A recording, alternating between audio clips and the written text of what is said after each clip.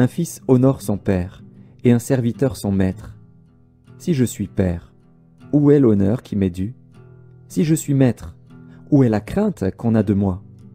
Dit l'Éternel des armées à vous, sacrificateurs, qui méprisez mon nom, et qui dites: En quoi avons-nous méprisé ton nom?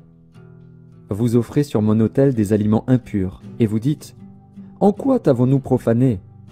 C'est en disant: La table de l'Éternel est méprisable. Quand vous offrez en sacrifice une bête aveugle, n'est-ce pas mal? Quand vous en offrez une boiteuse ou infirme, n'est-ce pas mal? Offre-la donc à ton gouverneur. Te recevra-t-il bien? Te fera-t-il bon accueil? Dit l'Éternel des armées. Priez Dieu maintenant, pour qu'il ait pitié de nous. C'est de vous que cela vient. Vous recevra-t-il favorablement? Dit l'Éternel des armées. Lequel de vous fermera les portes, pour que vous n'allumiez pas en vain le feu sur mon autel? Je ne prends aucun plaisir en vous, dit l'Éternel des armées, et les offrandes de votre main ne me sont point agréables. Car depuis le lever du soleil jusqu'à son couchant, mon nom est grand parmi les nations, et en tout lieu on brûle de l'encens en l'honneur de mon nom, et l'on présente des offrandes pures. Car grand est mon nom parmi les nations, dit l'Éternel des armées. Mais vous le profanez, en disant: La table de l'Éternel est souillée, et ce qu'elle rapporte est un aliment méprisable. Vous dites: Quelle fatigue! Et vous le dédaignez, dit l'Éternel des armées. Et cependant vous amenez ce qui est dérobé, boiteux ou infirme, et ce sont les offrandes que vous faites. Puis-je les agréer de vos mains, dit l'Éternel? Maudit soit le trompeur qui a dans son troupeau un mâle, et qui voue et sacrifie au Seigneur une bête chétive. Car je suis un grand roi, dit l'Éternel des armées, et mon nom est redoutable parmi les nations. Voilà la prière. Tendre Père, donc merci parce que pour ceux qui sont en bonne santé ce matin, on veut pas passer ça sous silence, on veut pas attendre d'être malade pour te dire, Seigneur, qu'on apprécie notre santé. Merci, Seigneur, parce que la plupart d'entre nous, on a pas mal quelque part ce matin, Seigneur, puis on se sent bien. Fait que, Seigneur, c'est une grâce. On n'est pas obligé de vivre ça. Et merci, Seigneur, de tes bienfaits. Merci pour tous ceux qui ont une bonne santé ce matin. Merci pour tous ceux, Seigneur, qui sont avancés en âge et qui ont eu la santé jusqu'à présent pour vivre jusque-là, et que tu les as gardés, tu les as même. Merci pour tous ceux qui ont vécu des guérisons, des miracles dans leur vie. On a, chacun d'entre nous, je pense qu'on a des expériences à donner dans ce sens-là.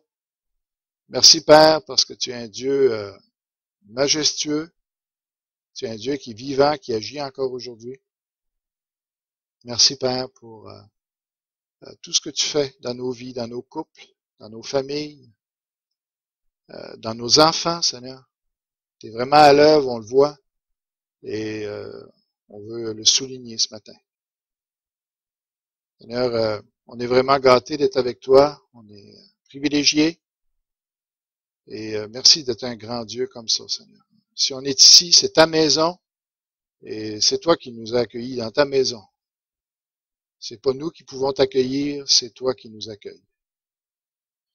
Alors, Père, on prie pour ceux qui ont des difficultés ce matin dans leur santé, ça peut les empêcher de bien se concentrer. Seigneur, viens poser ta main guérissante sur eux, leur témoigner, Seigneur, que tu es un Dieu qui pense à eux, un Dieu qui les aime, un Dieu qui ne veut pas les abandonner comme on a chanté ce matin. Seigneur, fais du bien à chacun dans leur corps autant que dans leur âme ce matin, Seigneur. Que tu diriges ce qui va se dire ensuite, que vraiment tu fasses du bien, que tu nous éclaires, nous enseignes, nous affermisses, qu'on soit plus en mesure, Seigneur, de t'adorer, de te servir. Dans le nom de Jésus. Amen. Alors, comme vous avez vu dans le texte qu'on a lu, Dieu n'a pas de complexe. Il est le seul qui peut parler comme il parle sans avoir besoin d'être gêné. Malachie. Et puis, alors, vous avez vu combien Dieu, dans ce texte-là, si vous voulez, si vous n'aviez pas tourné encore, on va prendre le temps d'aller voir le texte maintenant dans Malachie 1, verset 6. Dieu dit ici, si je suis Père. Alors, il se présente ici comme le Père. Et il dit bien sûr, on me doit un honneur à cause de ça. Hein. Si je suis maître, on me doit de la crainte à cause de ça. Il se présente en plus comme l'Éternel des armées. Je vais expliquer ce que ça veut dire. Il dit que son nom est grand dans ce texte-là. Par exemple, au verset 11, hein, il le répète 2 fois, mon nom est grand. Et tout le long, il va parler, il est l'Éternel des armées. À la fin, au verset 16, complètement, il dit, je suis un grand roi. Mon nom est redoutable. Comme j'ai dit, Dieu n'a pas de complexe. Vous avez sans doute identifié ici la tour de Dubaï qui dépasse les autres. C'est dommage que vous ne pouvez pas voir l'image au complet, mais qui surpasse les autres. Il n'y a aucune comparaison entre ce bâtiment-là et les autres qui sont autour, qui sont pourtant très impressionnants eux-mêmes. Bien, quelle belle image de la grandeur de Dieu. La grandeur de Dieu par rapport à tout ce qu'on peut imaginer. Il n'y a rien qui est semblable à lui. Et c'est ce que nous devons découvrir, c'est ce que nous devons expérimenter.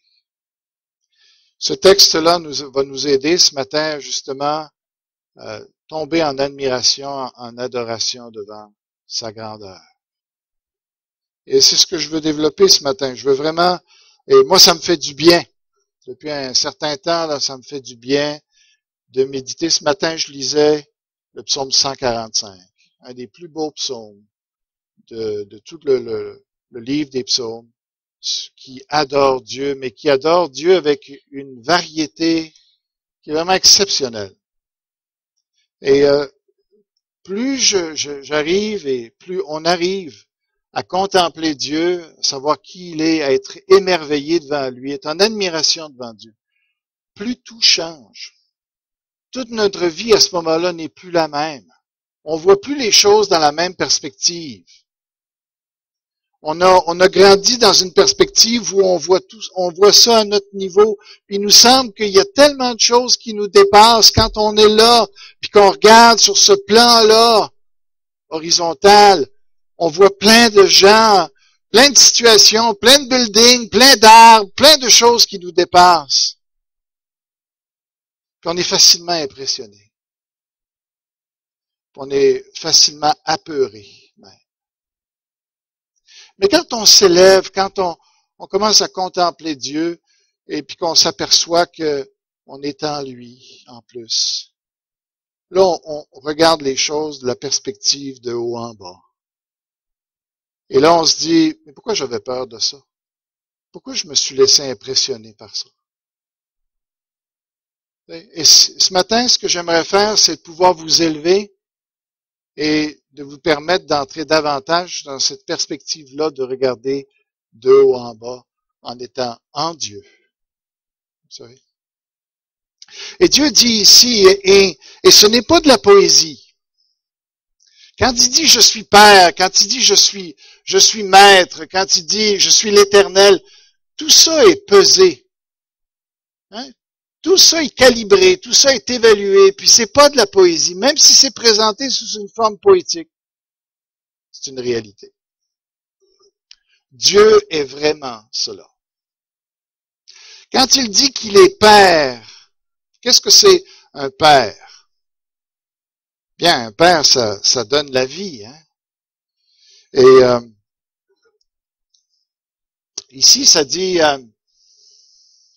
aujourd'hui c'est ta fête, en parlant de papa. Alors, je saisis cette occasion pour t'écrire ces quelques mots qui reposent depuis longtemps au fond de mon cœur. Je vais avoir besoin qu'on le même si je ne te l'ai pas dit avant, tu es pour moi quelqu'un de formidable et de grand. Sans toi, je ne serais pas là. C'est dommage qu'on ne voit pas la citation comme ça. Mais surtout, je ne serai pas. Alors ça, il faut que j'arrange ça parce que toutes les diapositives vont me jouer le même tour.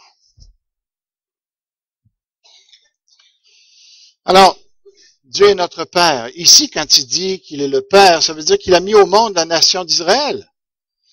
Si ça n'avait pas été de lui, la nation d'Israël n'existerait pas. Et c'est la même chose pour nous. Et il s'adresse à nous, il s'adresse aux sacrificateurs, il s'adresse à nous par la bande, puis il nous dit, si j'étais pas là, t'existerais pas. Alors, on a beau avoir eu des parents, moi j'ai eu des bons parents. J'ai eu ce privilège-là, ils n'étaient pas parfaits, mais j'ai eu des bons parents. Et je peux les remercier grandement. Mais peu importe quel genre de parents vous avez eu, que ce soit le pire des parents, le pire des pères, la pire des mères, il y a une chose au moins pour laquelle on lui doit et on leur doit de l'honneur. C'est que si nous existons, c'est grâce à eux. Il n'y a que les fous qui disent c'est eux qui m'ont mis au monde, qui vivent avec. Il y a des gens qui réagissent puis qui réfléchissent comme ça. Non. C'est que si on expérimente Dieu, chacun d'entre nous, on peut avoir une vie tellement heureuse. C'est sûr que quand on est dans la misère, on se dit pourquoi ils m'ont mis au monde. Même Job a pensé ça à un moment donné. Il s'est repenti de ça. Mais quand on peut en plus connaître la vie de Dieu ensuite, là, on peut apprécier le fait que nos parents nous ont donné la vie. Puis Dieu dit, moi, je suis votre Père. Si vous vivez, c'est à cause de moi. Et la vie, c'est un cadeau. Deuxièmement, il dit ici aussi qu'il est un maître. Et dans ce temps-là, un maître, c'était pas simplement un patron. Il y avait la situation des maîtres esclaves. Quand tu parles d'un maître, ici, c'est que dans le contexte social de ce temps-là, il y avait l'esclavage. C'est pas le même esclavage qu'on a connu dans le Moyen-Âge ou après le Moyen-Âge plutôt. Alors, c'est pas de comparaison possible. Mais le point est que l'esclave appartenait à son maître. Pourquoi? Parce que son maître l'avait acheté. C'était la propriété du maître. Et l'esclave, le serviteur du maître, était complètement sous les ordres du maître et il lui devait une crainte.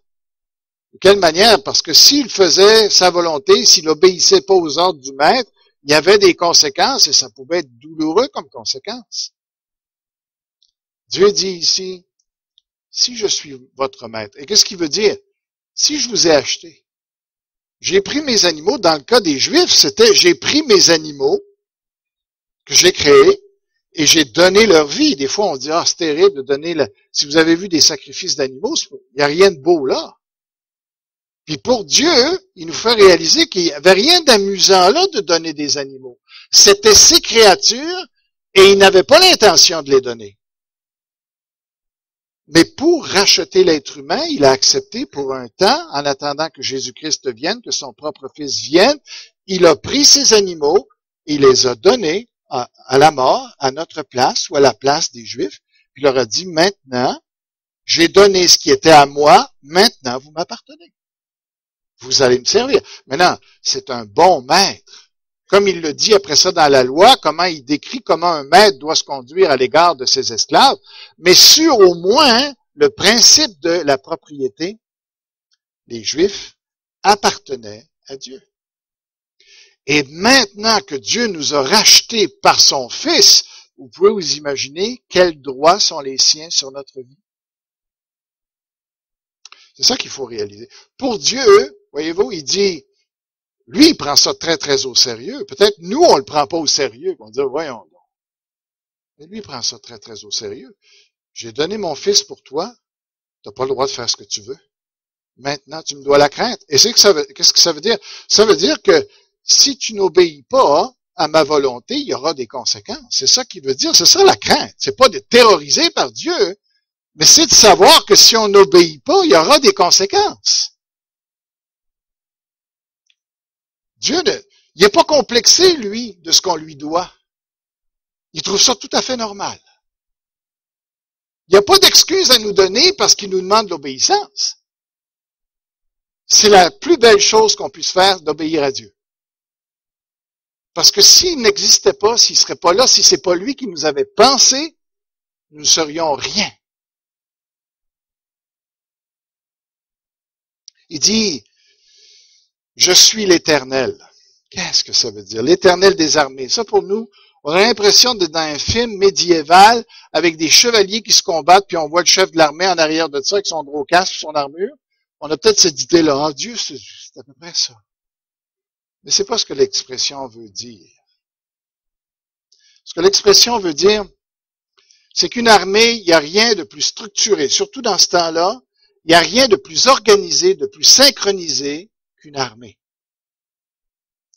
Et Dieu est en train de dire, je suis le Dieu de tout ce qui est organisé dans l'univers. Et vous avez remarqué que tout est organisé dans l'univers? En passant par le système solaire, à part de toutes les autres galaxies et tout ça. Vous voyez cet ordre-là qui nous émerveille. Il y a plus que ça dans la matière même. C'est comme ça que c'est structuré, les molécules. Dieu a pensé à tout. Il a organisé tout. Il a tout classé. C'est son œuvre qui est incroyable. Regardez l'ADN. Comment c'est incroyable. Il faut que chaque chose corresponde. Sinon, tu as une tare, tu as une mutation, tu as un défaut majeur qui peut faire en sorte que tu meurs. Tout est organisé. Tout est pensé. Regardez la cellule, comment c'est organisé. C'est une industrie, c'est une entreprise. Il n'y a aucune entreprise dans ce monde qui est mieux constituée qu'une cellule. Chaque partie de la cellule a son rôle à jouer et doit être synchronisée parfaitement, sinon elle meurt. Dieu dit, je suis le Dieu de tout cet ordre-là. Alors, je ne sais pas si vous voyez comment que Dieu s'attend à notre honneur. Si Dieu est si grand, il est digne de tout notre honneur. Plus loin, il dira, à la fin, il va dire, je suis un grand roi. Bon, alors il y a un livre qui a été écrit sur Louis XIV, qu'il est un grand roi, mais c'est rien à comparer de Dieu.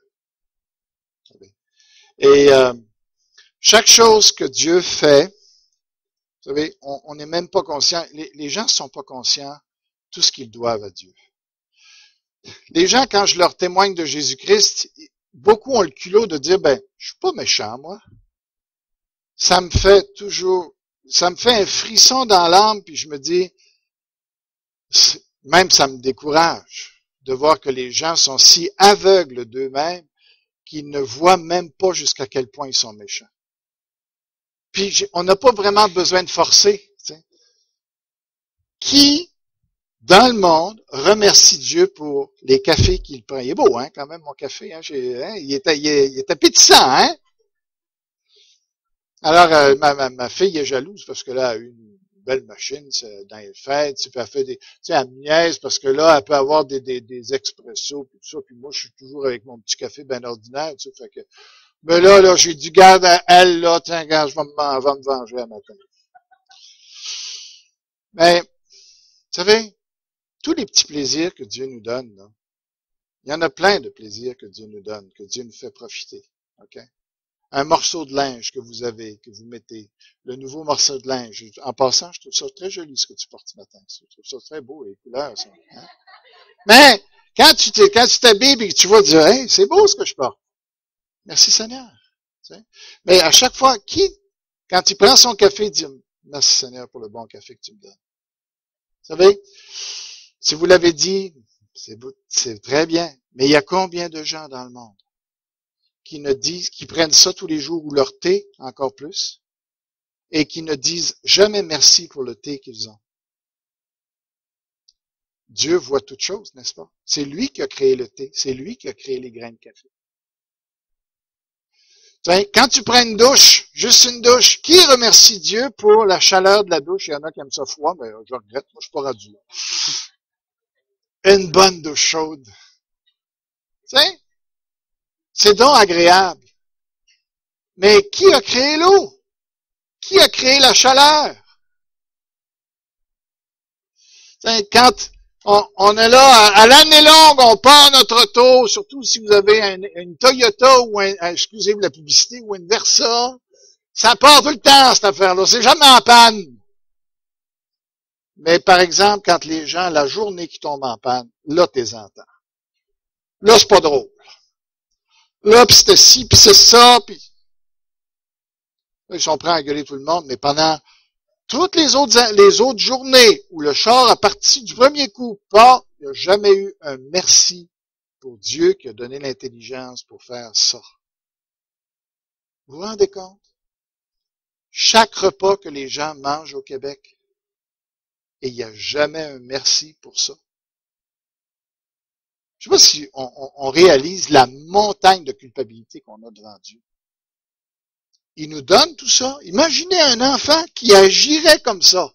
Il n'y a pas un parent qui accepterait de lui donner encore un cadeau.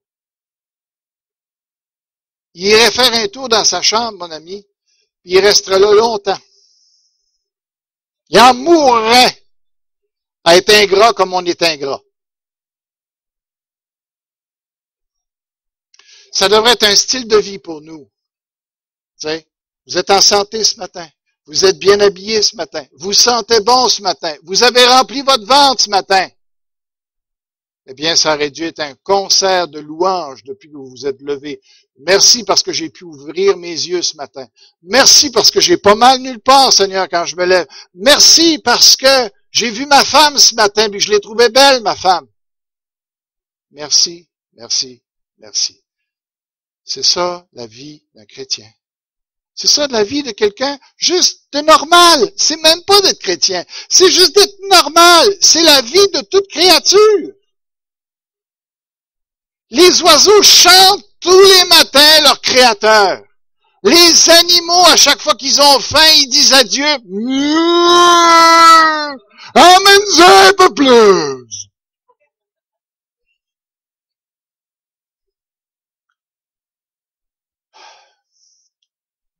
Alors, vous savez, Dieu dit, quand il dit qu'il est un grand roi, qu'est-ce que ça veut dire? Ça veut dire que toutes les décisions qui se prennent dans l'univers, c'est lui qui les prend.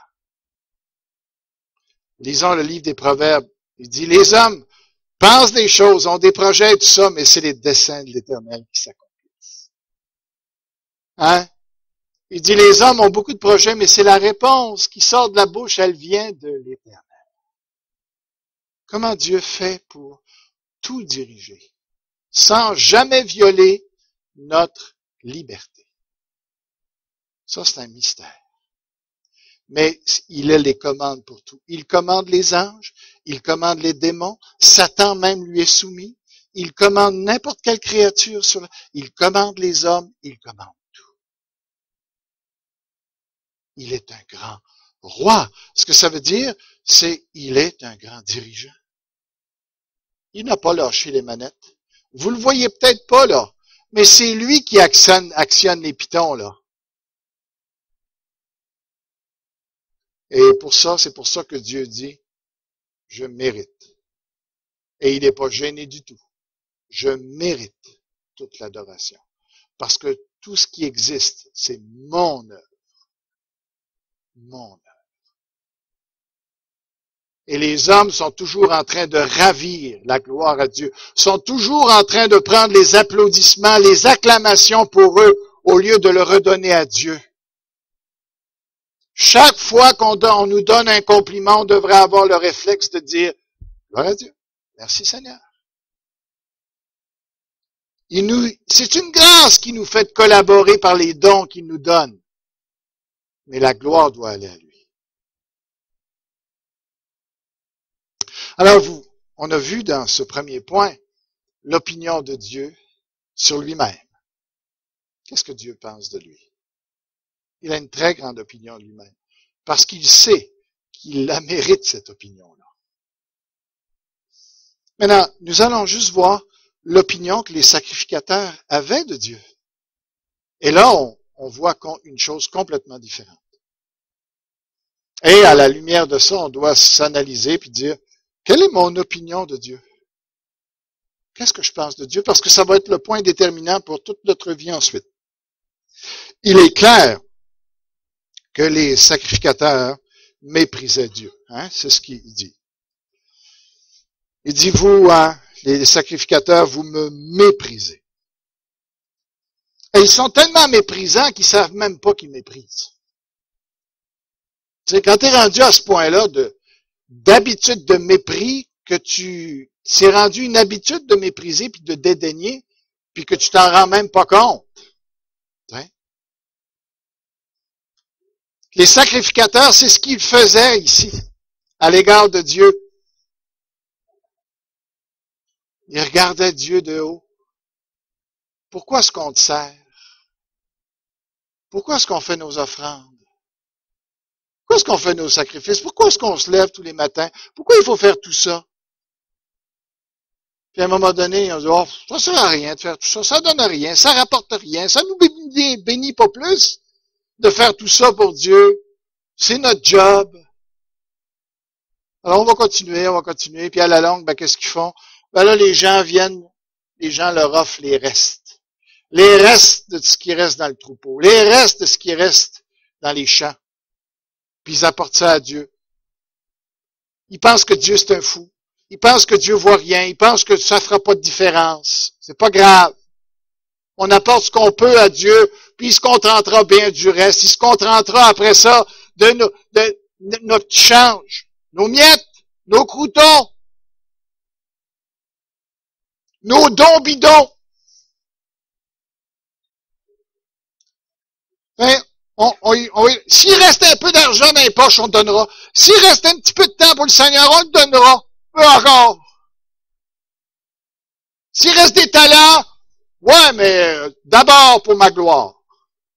Après, si j'ai un peu de temps, si je suis pas trop enrhumé puis enroué, j'irai chanter pour Dieu. J'irai agir pour Dieu.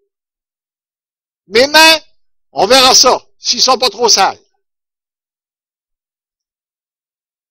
C'est comme ça qu'on est. Souvent. En tout cas, c'était comme ça pour pas mettre de fardeau sur nous, parce que c'est pas vraiment pas mon but, parce qu'il y en a qui servent de tout leur cœur dans l'Église ici. Là. OK? Je fais juste réfléchir à la base du texte. Je suis pas en train de porter un verdict sur vous, sur l'Église. Je veux bien nuancer ça, d'accord? Chacun de nous, on verra avec soi-même. OK? Moi, j'ai pas de condamnation à prononcer sur personne. Je fais juste refléter leur attitude à eux. C'est ce que Dieu dit.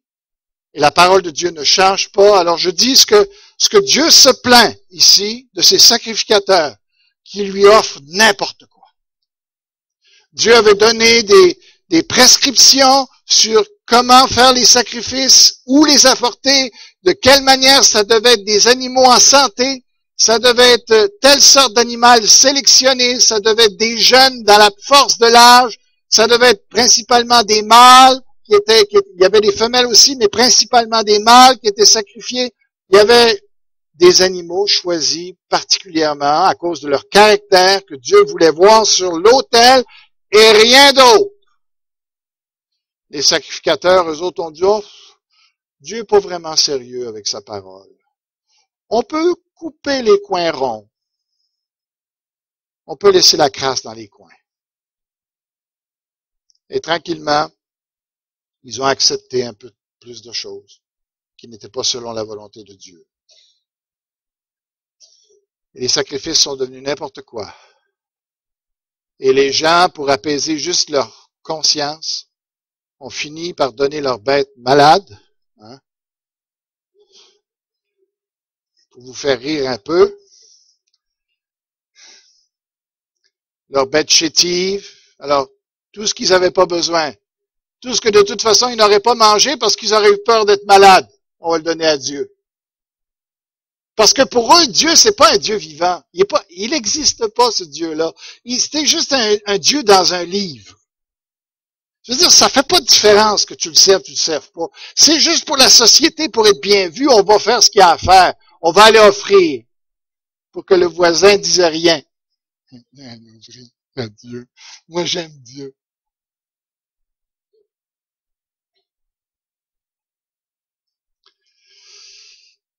Mais Dieu dit, je regrette. Je suis un Dieu vivant. Je vois clair, j'entends, je réfléchis, je comprends, je saisis, je pèse. Je sais ce que vous faites et ce que vous ne faites pas. Je sais ce que vous gardez encore chez vous et que vous me donnez à moi. Me prenez-vous pour un cave? Dieu, franchement, ici, je vous ai dit que le livre de Malachie, c'est un petit bijou pour révéler le cœur de Dieu. Dieu vous dit, vous me prenez pour un imbécile.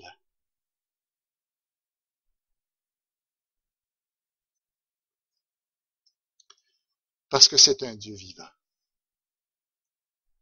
Et il faut le traiter comme ça. Il faut savoir qu'il est... Il n'est pas avec nous quand on n'a pas besoin de lui. Il est avec nous quand c'est la catastrophe dans notre vie. C'est là qu'il est là. Là, quand les autres nous auront tous abandonnés, qui ne pourront absolument plus rien faire pour nous, il est là, lui. Et c'est pour ça que ça vaut la peine de l'adorer, lui, et de le servir, lui. Comme l'attitude de la jeune fille ici. Mes amis m'ont tous tourné le dos, m'ont méprisé. Mais il y avait Jésus. Il y avait Jésus.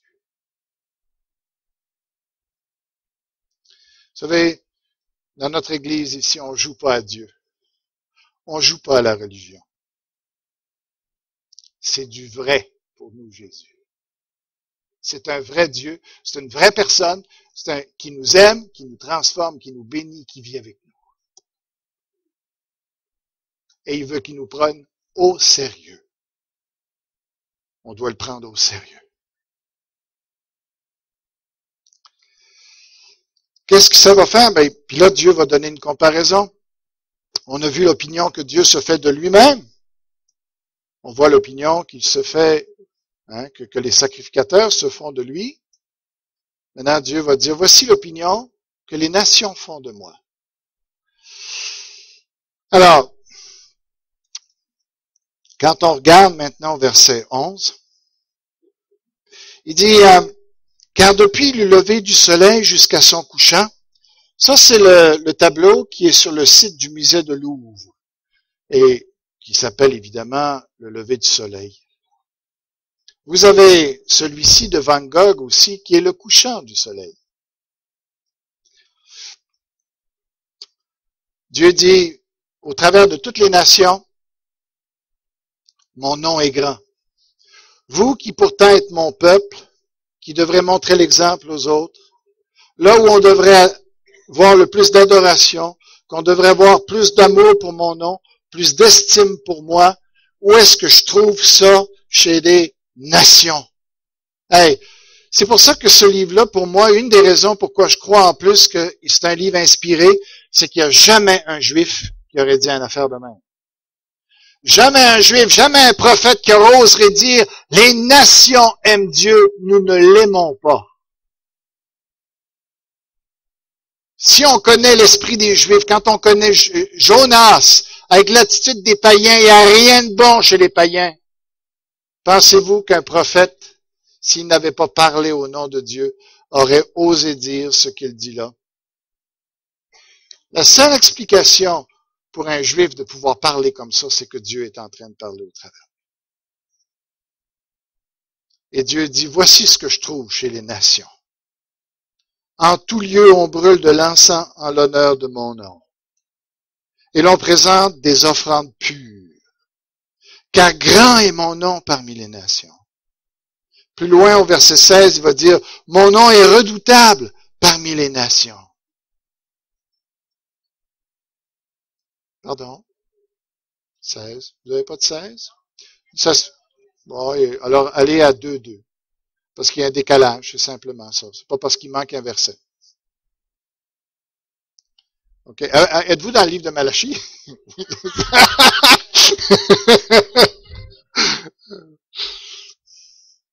Alors, mais ça, cette question-là a posé beaucoup de problèmes aux théologiens, vous savez.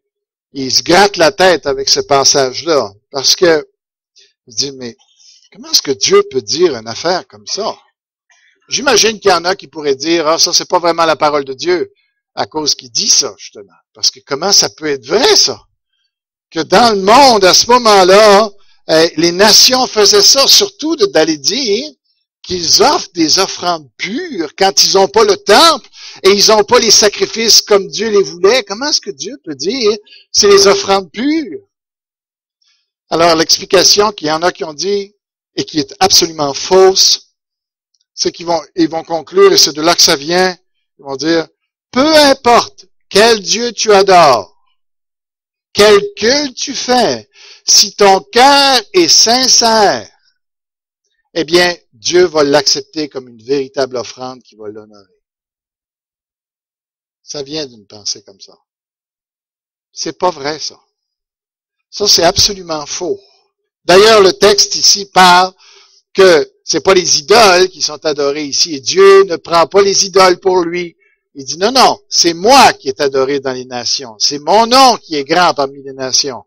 Puis quand on parle du nom d'une personne dans la Bible, on parle pas juste de comment elle est appelée. On parle de la personne tout entière. Alors, il y en a d'autres qui ont dit, eh bien, l'hébreu, le participe ici en hébreu n'a pas de sens de temps. Si vous oubliez celle-là, c'est pas grave. Alors, on peut pas, avec ce verbe-là, dire il y a un temps vraiment, puis on peut pas dire que ça, c'est vraiment dans le présent. Ça peut être autant dans le futur aussi. Et c'est pour ça qu'il y a des versions que vous allez trouver qui ont traduit l'hébreu ici, le participe qui est employé ici, pour mettre ça l'offrande que maintenant nous sommes en train de donner à Dieu. OK? L'offrande des nations qui plaît tellement à Dieu, c'est celle que nous offrons maintenant. Ça, c'est l'interprétation des évangéliques de ce texte-là, et je me semble que c'est tout à fait valable. Par contre, je peux penser que dans tous les pays, Dieu s'est gardé un peuple quand même. Dieu s'est gardé des adorateurs dans toutes les nations. Moi, j'ai pas de misère à ça. D'ailleurs, je le vois avec Ninive quand ils se sont repentis. Ils ont cru au véritable Dieu. Mais en plus de ça, ils offraient des choses qu'à Dieu, de l'encens, des prières à Dieu. Je pense que Dieu a écouté depuis tout temps les prières de toutes les nations. Celle privilégiée, c'est celle de son peuple, mais Dieu n'est pas fermé aux gens du monde, aux autres. Et comment ils pouvaient faire des offrandes pures? Bien, c'est pas si compliqué que ça, je pense. Parce que l'enseignement de Moïse et la tradition orale depuis Adam a toujours subsisté dans le monde. Et il y a toujours eu des gens, comme les mages les prouvent, qui sont venus puis qui savaient exactement qui était Jésus, qui sont venus l'adorer alors que les Juifs ne l'adoraient pas. Mais pourquoi est-ce que Dieu dit ça? Il dit ici, dans les nations, ils me servent mieux que mon peuple me sert. Quelle claque qu'il a donné aux Juifs ce jour-là. Mais il faut réfléchir nous-mêmes. Est-ce qu'en tant que chrétiens, est-ce que notre adoration est bien supérieure à ce que Dieu peut trouver dans le monde? Je pense que oui, à cause du Saint-Esprit maintenant dans notre vie qui fait la différence. Mais s'il n'y avait pas le Saint-Esprit dans notre vie, là, on ne serait pas meilleur. Gloire à Dieu pour le Saint-Esprit qui nous pousse à avoir une adoration qui lui plaît beaucoup plus. Mais avez-vous remarqué la réaction de Dieu?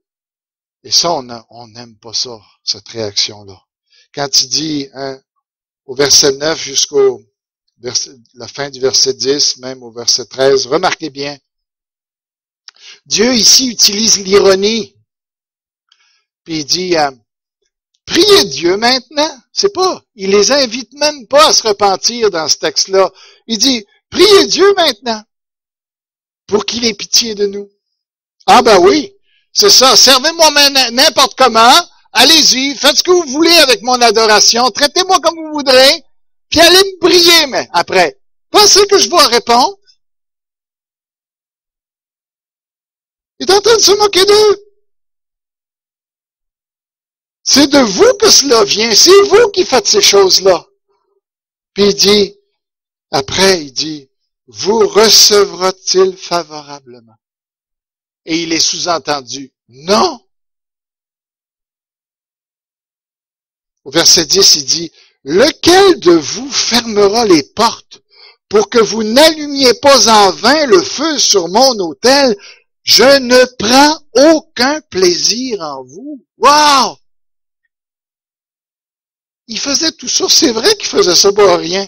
Parce que Dieu dit, ça fait longtemps que j'ai sorti de la place, moi. Ça fait longtemps que je vous écoute plus. Ça fait longtemps que je regarde même plus vos sacrifices. Ce que vous faites là, je vous ai en horreur. Je ne trouve rien d'agréable. Rien. Après il dit, et les offrandes de votre main ne me sont point agréables.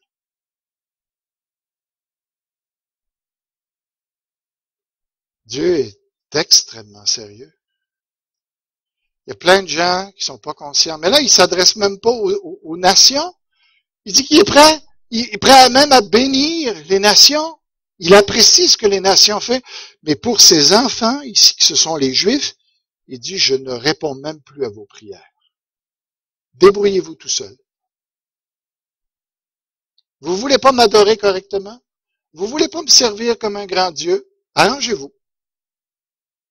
Si Dieu était ici comme papa, là, puis qu'il nous parlerait, il nous dirait, vous voulez pas me servir comme je le demande? Arrangez-vous. Arrêtez de prier. Vous voulez vous débrouiller tout seul? Allez-y. Venez plus m'embêter. Comment on réagirait si Dieu nous parlerait comme ça? C'est exactement comme ça qu'il est en train de parler, là. Vous vous rendez compte? C'est assez sérieux, là. Il faut vraiment que ça nous pogne au trip, ce texte-là, là. Quand c'est des vrais mots, c'est vraiment Dieu qui a parlé, c'est sérieux, c'est grave. Ça doit nous saisir, là. Dis, hey, Seigneur, ouf. Ouais. Tu me dis que tiens, je dis pas que c'est à nous qui dit ça, là. Je dis ça. Je me mets dans leur peau à eux, là. Ils auraient dû réagir. Ils auraient dû dire, Seigneur, pas des farces. Et qu'est-ce qu'il faut faire, là, maintenant, là? Alors, tout ça, on en arrive maintenant puis on va voir quelques versets. Je me suis posé la question, est-ce que, bon, c'est valable, alors Dieu pouvait ne pas répondre à nos prières ou à leurs prières parce qu'il ne plaisait pas à Dieu dans leur manière de servir Dieu? Vous savez? Alors, est-ce que ça pourrait encore être le cas pour nous? Ou est-ce que sous la grâce, maintenant, Dieu peut accepter n'importe quoi puis il va nous bénir quand même? Je ne sais pas ce que vous croyez, mais je me suis posé quand même la question. Dans l'Ancien Testament, en tout cas, ça dit, puis bon, c'est dans Jean, mais ça fait partie de ce que les autres croyaient. Dieu, nous le savons, n'exauce pas les pécheurs, mais si un homme est pieux et fait sa volonté, Dieu l'exauce. Alors, il est en train de dire, voilà la doctrine des Juifs. Ils avaient compris ça. Tu sais? Alors, un autre proverbe, le Seigneur se tient à distance des méchants, mais il écoute la prière des justes. Après, Jérémie, le Seigneur me dit, même si Moïse et Samuel se tenaient devant moi, je resterai insensible à l'égard de ces gens. Renvoie-les de devant moi, qu'ils s'en aillent. Dieu veut même pas voir ses enfants. Allez-vous-en! Bon, est-ce que c'est vrai encore dans le Nouveau Testament? Sous la grâce, l'alliance? Est-ce que ça se pourrait que Dieu nous dise, regarde, je veux pas te voir un matin, là? Marie, montrez à votre tour de la sagesse dans vos rapports avec votre femme. Comme avec un sexe plus faible, autrement dit, un vase plus faible, un corps plus faible. Oups, excusez. Honorez-la comme devant aussi héritier avec vous de la grâce de la vie, qu'il en soit ainsi afin que rien ne vienne faire obstacle à vos prières. Un mari qui ne traite pas bien son épouse, il n'est pas entendu de Dieu. Est-ce que je l'ai inventé? Est-ce que c'est sous la grâce? Vous en êtes témoin que c'est sous la nouvelle alliance où Dieu dit une chose comme ça? Car les yeux du Seigneur, juste un peu plus bas dans le texte, il va dire encore, car les yeux du Seigneur sont sur les justes. Là, c'est pas ceux qui sont juste dans le sens de justifier par la foi, pardonner. C'est celui qui vit. Et ses oreilles sont attentives à leurs prières. Mais la face du Seigneur se tourne contre ceux qui font le mal. Si tu sais que tu fais le mal et que tu continues à le faire, que tu ne demandes pas pardon pour ça, que tu ne t'en repens pas, que tu continues, n'espère pas que Dieu va te répondre. Vous convoitez, vous ne possédez pas, vous êtes meurtrier et envieux. Il dit ça à des chrétiens, tu parles d'une affaire. Et vous ne pouvez pas obtenir. Vous avez des querelles et des luttes et vous ne possédez pas parce que vous ne demandez pas. Vous demandez et vous ne recevez pas parce que vous demandez mal, dans le but de satisfaire vos passions. 1 Jean 3, 22. Et quoi que nous demandions, nous l'obtenons de lui. Quelle vie de prière! Parce que nous gardons ses commandements. Parce que nous gardons ses commandements et faisons ce qui lui est agréable. Il y a des gens qui vont dire, la grâce, la grâce. Dieu est celui qui a dit que c'était par grâce et c'est lui qui dit cela. Parce que justement, parce que on est sauvé par grâce et que la grâce nous est disponible, qu'on a encore moins d'excuses de péché que les gens de l'Ancien Testament. Je ne dis pas qu'on est plus responsable, je ne dis pas, dans un sens oui, je ne dis pas que Dieu nous empêche d'être écoutés plus qu'avant, je dis juste que la grâce de Dieu nous donne la capacité de marcher avec Dieu. Et Dieu en tient compte quand on vient le temps de nous approcher devant lui et de demander. Maintenant, qu'est-ce que je veux dire avec ça?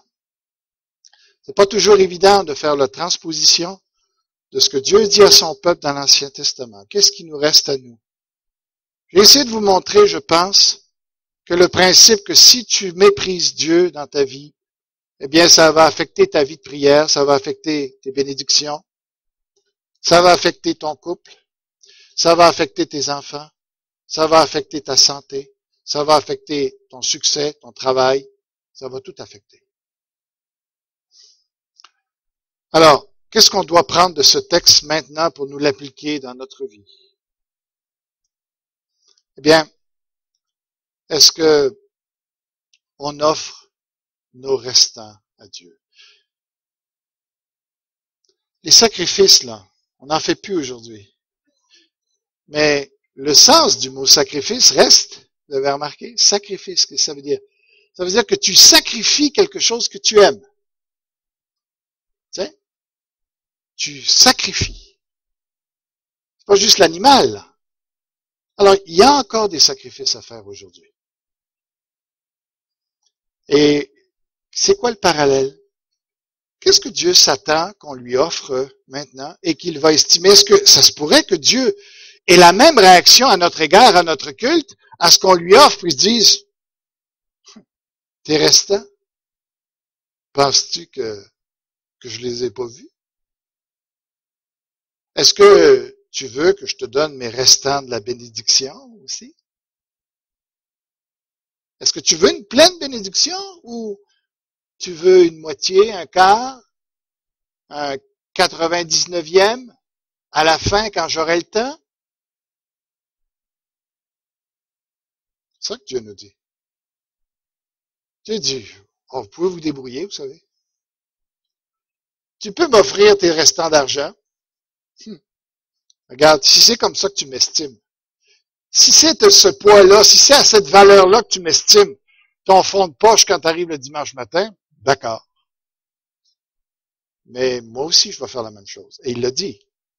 On va vous mesurer à la mesure que vous mesurez et on en ajoutera à vous. Si notre temps, on n'aurait jamais pas le temps pour le Seigneur, c'est toujours, quand j'aurai un petit moment de libre. Ah ouais? Ça se pourrait qu'un jour, à un moment donné, Dieu dise, là maintenant tu vas avoir du temps pour me servir. Je t'enlève ton emploi. Tes talents, pendant des années, tu avais ce talent-là, tu voulais pas me servir avec, tu m'as juste, tiens, tu as juste fait ceci ou fait cela avec, un petit peu comme ça. Pendant des années, tu l'as gardé pour toi. Ça se pourrait que tu tombes malade puis que tu sois jamais plus capable de mettre ça au service du Seigneur ensuite. Il faut vraiment qu'on réfléchisse sur ça. Et j'aimerais terminer sur une note d'encouragement. Je sais que la plupart d'entre nous, on prend ça au sérieux de servir Dieu. Puis je sais que beaucoup d'entre vous faites des sacrifices énormes pour le Seigneur.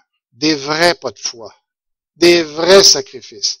Vous donnez de votre temps, vous donnez de vos talents, vous donnez de ce qui est à vous, de vos prières, vous payez le prix.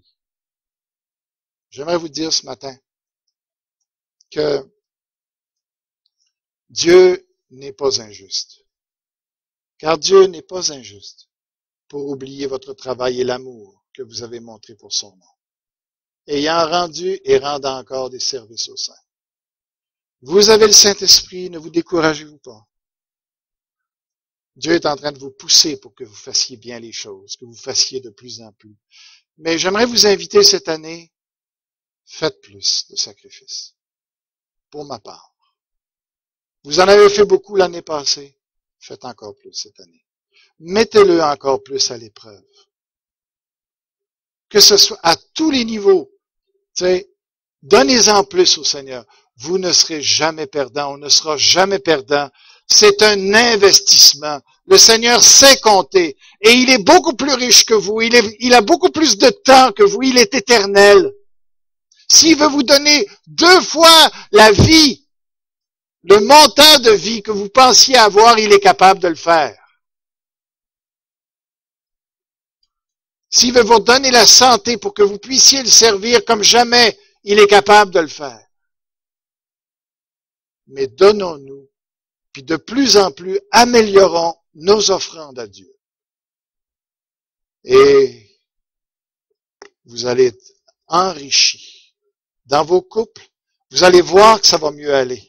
Vous allez voir que vous allez avoir plus d'amour dans votre couple. Vous allez voir que votre unité familiale va grandir. Vos enfants, vous allez les voir bénis par Dieu. Vous allez voir votre influence grandir. Vous allez voir votre succès grandir. Je suis pas en train de dire que c'est l'évangile de la prospérité nécessairement, mais de marcher avec Dieu. C'est béni.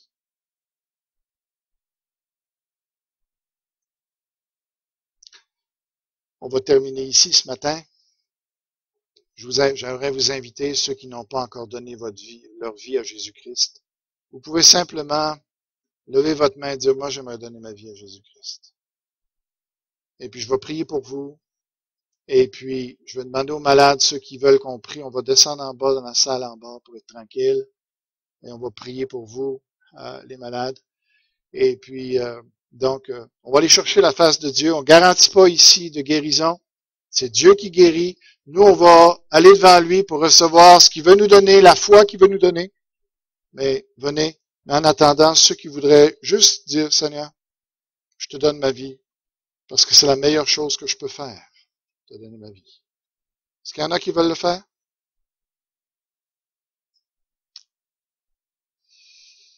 Prions. Tendre Père, merci Seigneur parce que c'était un beau message. Pas parce que c'était mon message, mais c'est parce que ta parole est drôlement quelque chose. Elle est vivante. Puis ce matin, je pense qu'on a vraiment eu l'impression qu'on était face à un Dieu vivant. Donc, Seigneur, aide-nous. Merci parce que tu nous as graciés. Tu n'es pas en colère après nous. Tu nous aimes. Ça, c'est indiscutable.